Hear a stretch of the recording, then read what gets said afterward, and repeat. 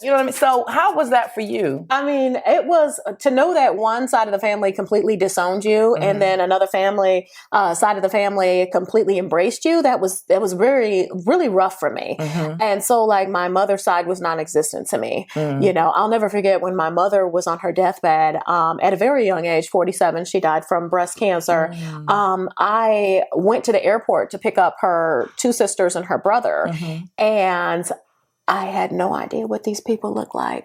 I remember seeing one of them, which was one of her sisters, I don't know the ages. We're not going to get into that. Right. But I remember her looking like my mother's mother, who started coming around later in our life. Mm-hmm. And I was like, that must be her. That must be her. Yeah. And it was like the eyes. And they were cool. They didn't like, make us feel any type of way or disrespect us. But it was just so weird that I didn't know who these people were. And the only reason they were here in Cleveland, Ohio, which is where I grew up, is because my mom was dying. Yeah. They never came to a graduation. They never came to a baby shower. They never came to a birthday party. Mm-hmm. But they were here to see their sister on her dying bed. Mm-hmm. So that was rough, knowing that there was a whole side of the family that you weren't connected to. Mm-hmm. And then, of course, it was always a black-white battle. Never black enough for the black kids and never white enough for the white kids.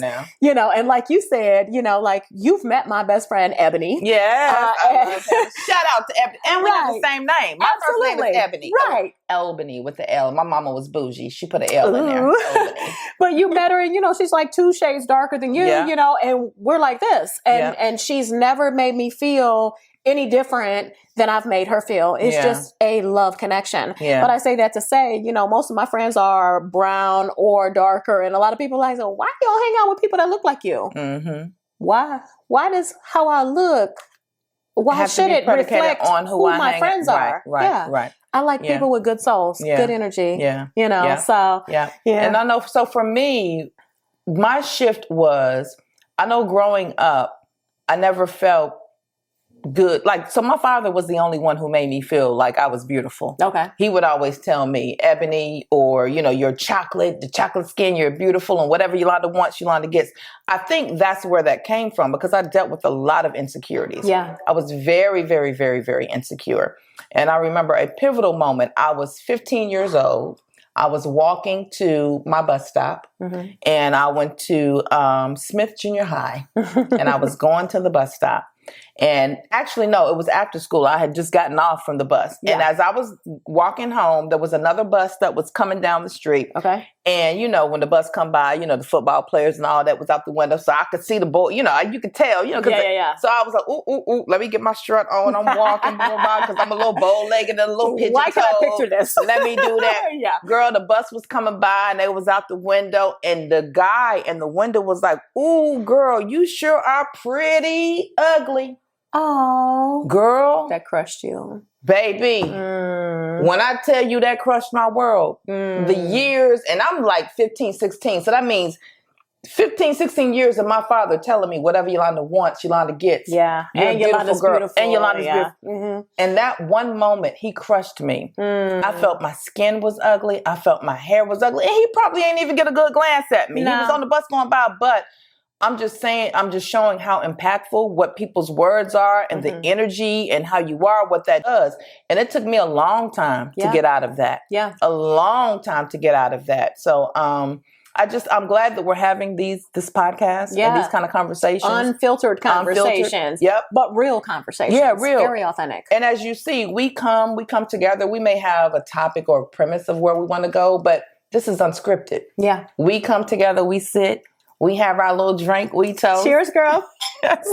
And we talk about unfiltered conversations, the things that you girls, that you want to talk about, that you're probably talking about when you're in your sister circles, the things that you guys are talking about at the barbershops. You know what I'm saying? The things that are being discussed at the hair salons. Yeah. those are kind of topics that we are talking about here. Absolutely. Yeah. And just because you think somebody thinks they're cute, they can be the most insecure person in this world, i.e. me. She gets on me all the time. She's like, why are you so insecure? You're beautiful. And I'm like, I'm always, just kind of critiquing myself because I do come from a big media background, corporate background. But, it took somebody like you to help me understand my worth and my value and that, at the end of the day, we're all women. Women. We live in different times. Yeah. But at the end of the day, when you're born, they say it's a boy or it's a girl. Period. So, and based on that, if you were named a girl, then you can relate to us as women who were once girls. Yeah. Older girls, young ladies, teenagers, whatever you want to call it. We're women now. We both have children. We both have husbands. You've been married a lot longer than I have. You're an entrepreneur. I'm from a corporate background, easing into entrepreneurship, so it's like we have interesting walks of life. And I can pour into you. You can pour into me. I can uplift you. You can uplift me. And I love that because even this podcast, it's something we've been talking about. And have you ever heard the saying, don't talk about it, be about it. Period. We talked about this for a long time. And we finally decided to be about it. Right. And it took a lot of conversations. Like, let's think back to just less than a week ago. We had a conversation. We're like, listen, this is going to happen either way. Right. Either we're going to do this together. We're going to do this separate. Exactly. But either we'll do this with a sponsor, without a sponsor, but this is getting done. Yes. And we're sitting here for our first podcast. Come on now. Yes! And that's what it's about. Like, you don't have to be great to start. No. But you have to start in order to be great. Yes. And that's what this was about for me and to me. And I'm one, I don't like putting something out there and saying I'm going to do it. Yeah. And we don't do it. Yeah. And I know that you and I have a lot to say. We have a lot of insight to share. We have a lot of things to say. And I feel like we have a presence that makes people comfortable to be able to speak their real truth. Absolutely. And this is a non-judgment zone. And I feel like we're doing something, there's, like you said, there's podcasts all over the place. Right. But I really feel that there's a unique chemistry that you and I possess, as well as a unique look. Yeah. Come on now. Yeah. The honey and the ebony. Ebony and honey. The ebony and the honey. Not ivory. Pull out a bar of ivory soap. Right. But look, speaking of that, what do you soap. say? So what do you, when someone says, oh, she looks like a white girl. Yeah. What do you say? Like, how does that make you feel? I mean, I've heard it my entire life. So I've always been everything other than what I am. So like, it just depends on where I live. I grew up in Cleveland, Ohio. In Cleveland, Ohio, I was Puerto Rican. I'm not Puerto Rican, but shout outs to the Puerto Rican community, right? I don't speak Spanish, but a lot of times I'm in the airport and it's like, people from the Hispanic descent will come to me and speak to me like, trying to find out their gate. And I'm like, no hablas español, and that's all I know. So, it's interesting. It's not as hurtful and uncomfortable now at this point in my age as it was then. But it's crazy because, there are Black folks that would be like, automatically assuming I'm a white girl. Right. And then there's white people that are like, oh, she's definitely not one of us, and they're like, oh, well, I remember being on a job and they were like, so how good is your Spanish?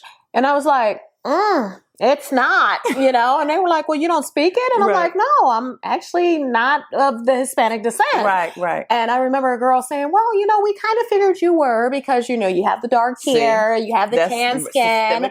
We thought you could speak Spanish. And I'm like, no, I'm actually Black. Right. And everybody got quiet and they were like, do you get upset when you have to offend yourself for saying that you're Black? Does that bother you? Sometimes. Yeah. Sometimes it does. In that particular moment, I felt like they hired me for the wrong reason, thinking I was bilingual. And then when I said, I'm actually Black, and they were like, what? And I was like, well, yeah. It's like my dad, is Black and German. My mom was Italian and Creole. I shouldn't even have to explain any of that. Why does it matter? Yeah. And they were just like, oh. Yeah. And then I had another girl on my team. She's like, I knew it was something about you. You have this exotic look. And I'm like, what the hell is an exotic look? And that's what's crazy because from my perspective, I would say to me going in, let's say if we were going up for the same job. Right. they would choose you over me. You would think that because that's how you were conditioned. Exactly. Right. And the only reason why they wouldn't would be if they had a quota for diversity. Right. And that's inclusion and all of that. Maybe they don't have enough chocolate girls on the team or on the roster like me. Yeah. Then they would choose me. But you,